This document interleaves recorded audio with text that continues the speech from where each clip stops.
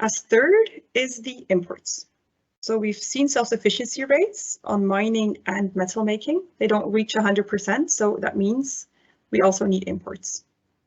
Again, two groups of commodities. We have aluminium, silicon, where we say they're moderately impacted. What you see here is the import and the import rise over the next decades. They're moderate, high to moderate in relative terms.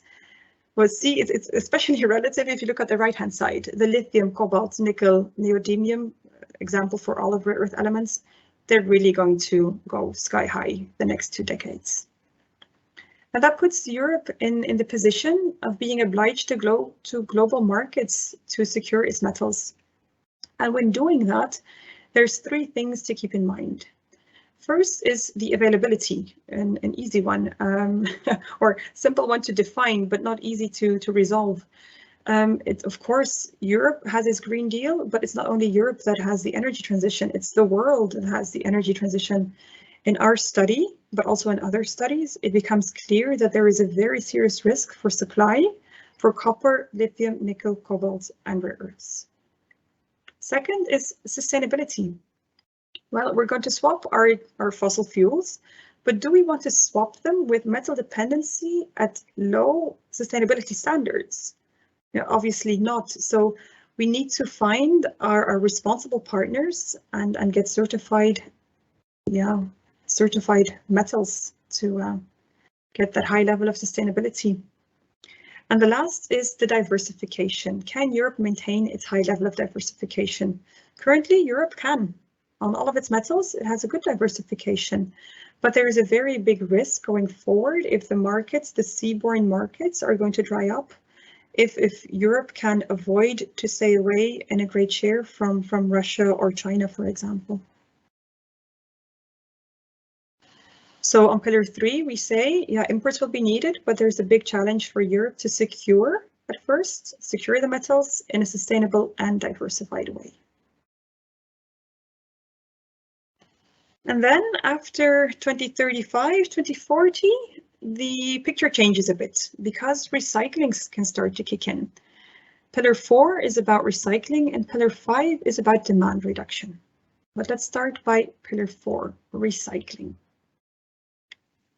And recycling, this was actually very nice to do in this study, is to make the report till 2050, because you'll also see that there is not too many forecasts till 2050. But when you do that, the potential of recycling is very interesting to look at. So what you see here is the markets that are already recycling in Europe: aluminium, copper, zinc, established recycling markets. And you see the rates of 2020, between 40 and 55%. Now, by 2050, those ratios can still grow till, say, between 40 and up to 66%. Now, it's easy in modeling, it's a bit less easy in reality, so there's definitely bottlenecks to make that possible because these markets are already optimized to a certain extent. But we believe there's further potential possible on improved collection and sorting systems. Smarter product design will be crucial to make that possible, but also very important, we have to control our scrap leakage. For as well aluminium as copper, Europe currently exports up to 1 million ton of scrap. And that is, of course, potential for recycling for Europe itself as well. The picture is more striking in those new commodities. Nickel is also here at 0. Of course, stainless steel is also recycled, but pure nickel is not really recycled. But see here the potential by 2050. Nickel to 43% overall nickel, but for batteries specifically can go much higher. Rare earths over 100%. So it's very clear that if we manage our recycling of those technologies, that we can get high levels of sustainability and strategic autonomy in Europe. It's actually recycling that can make that possible. But also here, very important to say that we're not there yet. We can make the projections on paper, but also here there's big challenges to overcome because the recycling systems are not already existing yet. And they're not always economically optimized yet. I would say for batteries, those are well advanced, high value metals, nickel and cobalt, but also lithium is getting well recycled. But the permanent magnets and the solar panels are not that well advanced. Technological solutions are being developed, are not optimized, and for sure not the economical side. That is definitely not optimized yet. But it's crucial, of course, to get that done if we want to capture that value stream. So we say pillar 4, recycling, is going to be, or has the potential to be, the game changer for Europe for as well sustainability as strategic autonomy.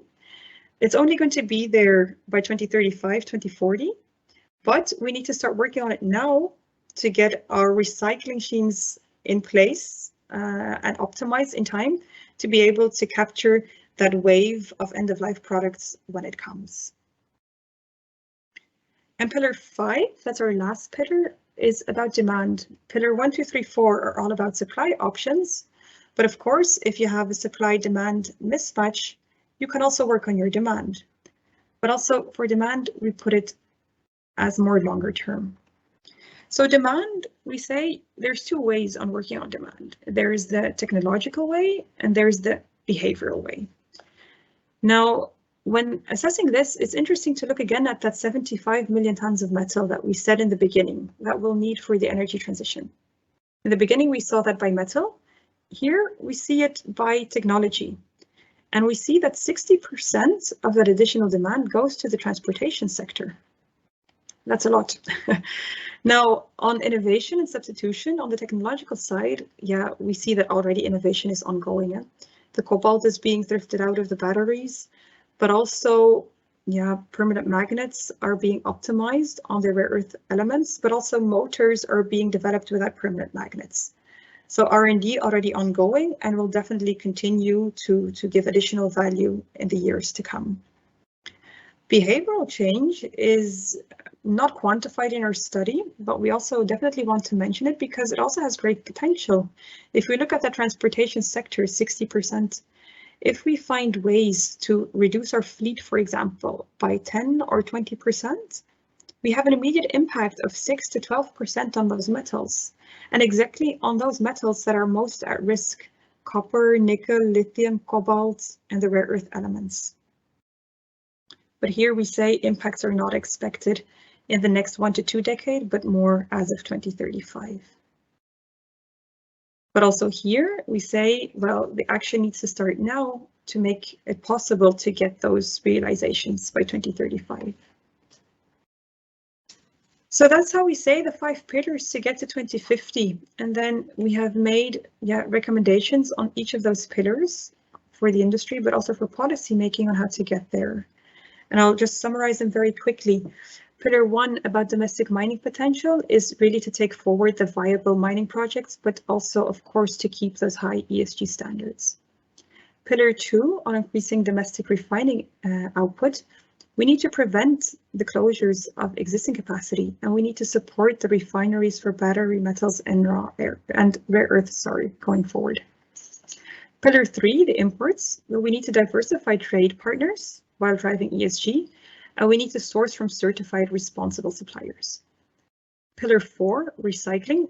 We need to remove the current bottlenecks that we have on our existing recycling schemes, and we need to invest in new recycling schemes to capture the value, as said, for the end-of-life batteries, solar panel PVs, and magnets. And Pillar 5, for technological and behavioral change, we need to ensure continued R&D, and we need to investigate how to involve consumption patterns in the transportation sector. And here is where I will end my presentation. This is how we summarize how Europe can bridge the gap to get to a clean, sustainable, and strategic autonomous energy system by 2050. I thank you for your interest, and I welcome your questions.